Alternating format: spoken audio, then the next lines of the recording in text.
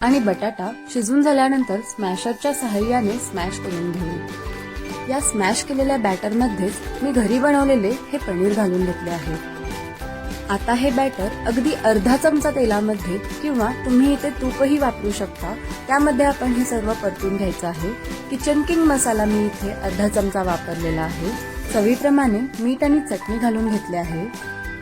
हे बॅटर आपल्याला पराठ्यामध्ये भरायचे असल्याने एकजीव करण्यासाठी मी येथे भाजलेले डाळीचे पीठ 2 चमचे घातलेले आहे। डाळीचे पीठ न भाजता घातले तरी चालेल, कारण आपण पराठा पुन्हा भाजूनच घेणार आहोत। तर आता सर्वप्रथम चपातीचा एक गोळा लाटून घेऊ।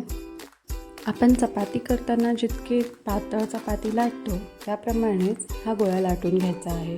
जास्त जाड नाही, जास्त पातळ नाही। आता या लाटलेल्या चपातीवरती थोडे तेल पसरवून घ्यायचे आहे आणि त्यावरती थोडेसे पीठ अशा पद्धतीने स्प्रिंकल करून घ्यायचे आहे। तर त्यावरती पुन्हा आपण जे बॅटर बनवून घेतले आहे ते बॅटर पसरवायचे आहे। ज्याप्रमाणे मी दाखवले आहे त्याप्रमाणेच तुम्ही अशा पद्धतीने बॅटर पसरवून घ्यावे।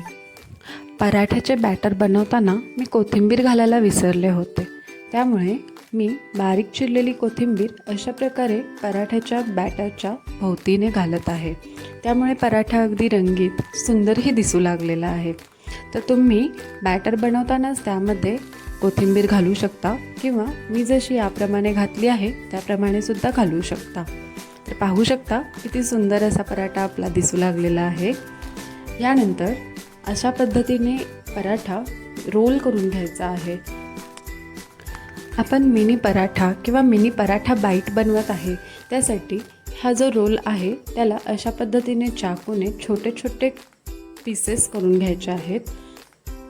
लहान मुलांना रोज डब्यात काय द्यायचं हा प्रश्न सर्वांनाच पडतो, तेव्हा लहान मुलांच्या डब्यात किंवा सकाळी नाश्त्यासाठी आपण हा पदार्थ नक्की बनवू शकतो आणि हा सगळ्यांना आवडतो।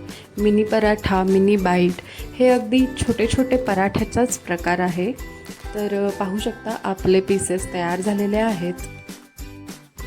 आता हे प्रत्येक पीस एक एक घेऊन अशा पद्धतीने दाबून घ्यायचं आहे, जेणेकरून त्याचा शेप गोल होईल। हे पीसेस अशा प्रकारे दाबून घ्यायचं आणखीन एक कारण म्हणजे त्याची भाजणी आतपर्यंत होईल। जर असेच पीसेस आपण भाजायला लागलो तर आतपर्यंत भाजणी होणार नाही, त्यासाठीच आपण अशा पद्धतीने गोल असा शेप देऊन दाबून घ्यायचा आहे। आता आपले हे मिनी पराठे भाजण्यासाठी तयार आहेत।